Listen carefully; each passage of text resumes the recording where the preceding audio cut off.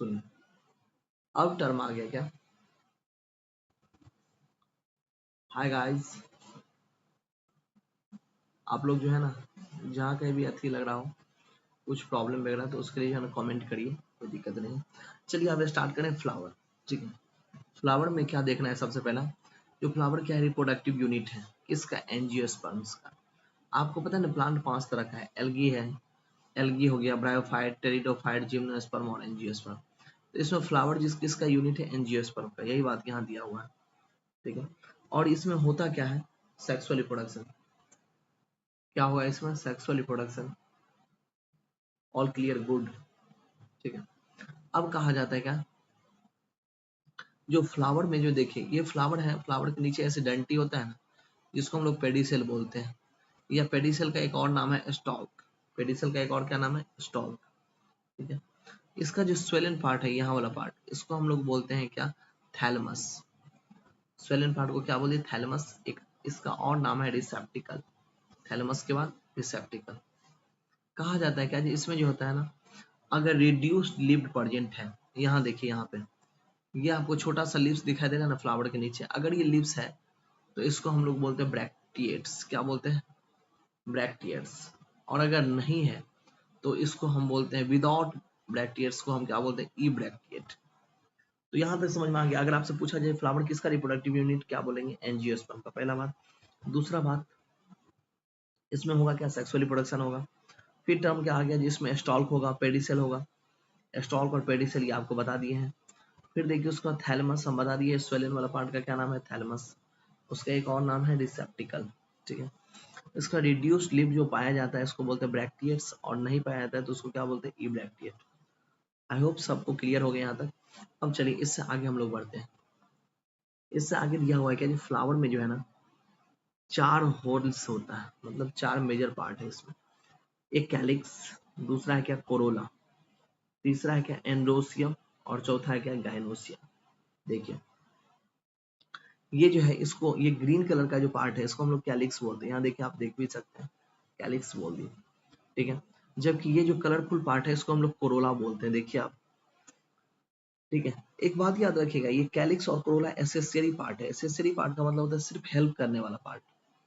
ठीक है, ये कैसा पार्ट है? सिर्फ हेल्प करने वाला। ये रिप्रोडक्शन में डायरेक्ट पार्टिसिपेट नहीं करे, सिर्फ हेल्प कर रहा है।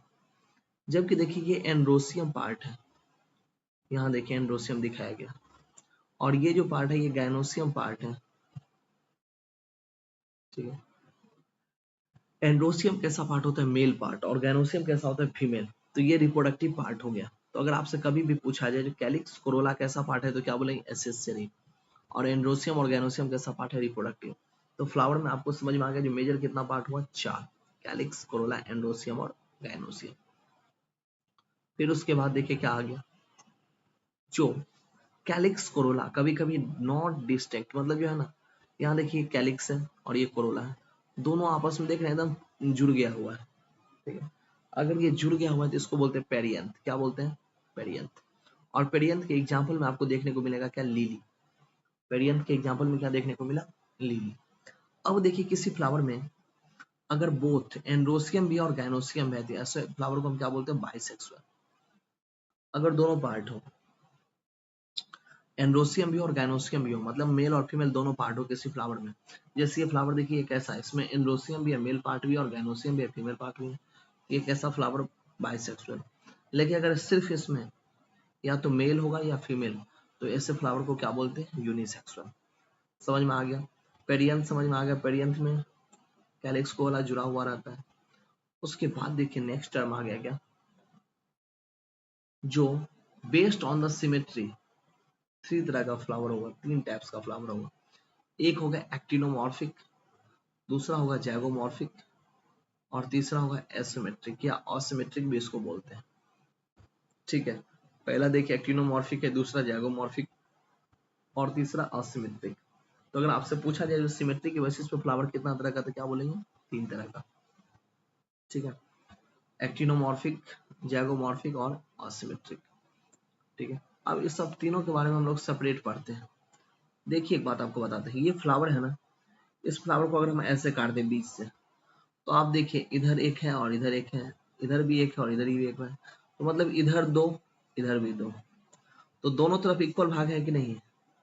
तो ऐसा फ्लावर जिसको किसी भी रेडियस से काटने पे वो इक्वल भाग में कट जाए, हाँ, गाइनोसियम फीमेल रिप्रोडक्टिव पार्ट है, बिल्कुल सही है केशव, ठीक है, गाइनोसियम फीमेल रिप्रोडक्टिव पार्ट है, और एंड्रोसियम जो है ना मेल रिप्रोडक्टिव पार्ट है। हाँ, ये सब क्लियर हो गया आपका कॉन्सेप्ट। तो देखिए यही बात कर रहे हैं, जो फ्लावर को अगर डिवाइड किया और टू इक्वल रेडियस में कट गया, तो ऐसे फ्लावर को हम बोलते हैं क्या? एक्टिनोमॉर्फिक, जिसको रेडियल सिमेट्री भी बोलते हैं, ठीक है। अब देखिए इसके बाद कहा जाता है क्या, इसके एग्जाम्पल को कैसे याद रखना है? तो एग्जाम्पल के लिए हम लोग क्या याद करेंगे? धतूरा खाना है, धतूरा आपको देख रहे हैं, ये याद है ना, सोमवारी में हम लोग जो है ना महादेव के ऊपर चढ़ाते हैं इसको। तो धतूरा जो है ना, धतूरा आपको पता है नशीला होता है, तो अगर धतूरा खाएंगे तो कैसे सोएंगे? नशा लग जाएगा, मस्त होकर सोएंगे, मस्त होकर सोएंगे मतलब मस्टर्ड। और दोस्त क्या बोले, जस्ट चिल, कब तक सो गया यार, उठो ना, है कि नहीं? तो चिल मतलब क्या होगा? चिली। तो अगर आपसे एक्टिनोमॉर्फिक का कोई एग्जांपल बोले तो क्या बोलना है? धतूरा खाना है, मस्त होकर सोना है। दोस्त क्या बोल दिया? Just chill. तो धतूरा, मस्टर्ड और चिली, ठीक है।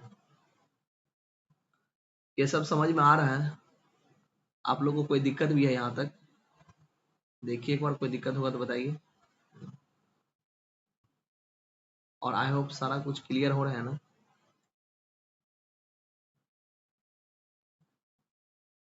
अब देखिए इसके बाद हम लोग चलते हैं क्या? जैगोमॉर्फिक। एक बात और इसमें जान लीजिए एक्टिनोमॉर्फिक में, जैसे देखिए अगर हम आम मन किया जाए ऐसे काटने का इस बार, तो अगर ऐसे काटेंगे फिर भी देखिए एक ये और एक ये, दो हो गया। अगर ऐसे देखें तो यहाँ भी एक और यहाँ भी एक, मतलब दो इधर और दो इधर। ये कैसा फ्लावर है? ये हो गया एक्टिनोमॉर्फिक, मतलब किसी भी रेडियस से काटते हैं ये इक्वल भाग में कट जाता है, ठीक है ना। फिर देखिए इसके बाद टर्म आ गया क्या, आप लोग इस चैनल को बस सब्सक्राइब करवाते रहिए ना, थोड़ा सा शेयर करिए ना दोस्त में। हम बता रहे हैं जो है ना, हमें एक एक सब्सक्राइबर भी अगर बढ़ते जा रहे हैं ना, और आप लोग का कमेंट आते जा रहा है ना, वो मेरे लिए मोटिवेशन है। और अगर मैं मोटिवेटेड रहूंगा तो बताते रहे, हम पूरा पूरा रात हम क्लास ले लेंगे, लाइव क्लास, ठीक है। और रात में क्या, हम पूरा चैप्टर सबका जो है ना एकदम अपलोड कर देंगे। आप एकदम बस थोड़ा सा जो है ना मेरा मनोबल को जो है थोड़ा सा ऊपर करिए आप लोग, बस इतना ही आप लोग से रिक्वेस्ट है।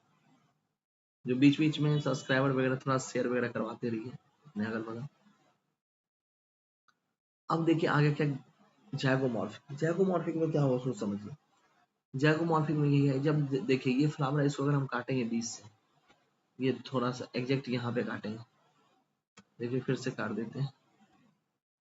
यहाँ देखिए ये जो है फ्लावर, इसको ऐसे बीच से काटे, तो एक ये इधर है और एक ये इधर है। तो बताइए लेफ्ट और राइट पार्ट में ये फ्लावर इक्वल भाग में कट रहा है कि नहीं कट रहा है? आप खुद ही इस तरह का फ्लावर देखेंगे ना, ये ऐसे देखिए बीच से कट जाता है, इधर और इधर, इसमें भी इधर और इधर, ठीक है। तो इक्वल भाग में अगर कट रहा है लेफ्ट और राइट पार्ट में, तो इसको हम क्या बोलते हैं? जैगोमॉर्फिक, ठीक है। आप समझिए ना, आपके बॉडी को अगर काट दिया जाए तो एक हाथ लेफ्ट की तरफ है, एक हाथ राइट की तरफ, एक कान लेफ्ट की तरफ, दूसरा कान राइट की तरफ, तो इक्वल भाग में कट जाता है। अगर कट गया ना तो ऐसे फ्लावर को क्या बोलेंगे? जैगोमॉर्फिक, ठीक है। एक और नाम है उसका बायलैटरल सिमेट्री। अब देखिए आपको बताते हैं, चांदनी जी का तो आप नाम सुने ही होंगे, चांदनी जी के बिना तो जिंदगी अधूरा है।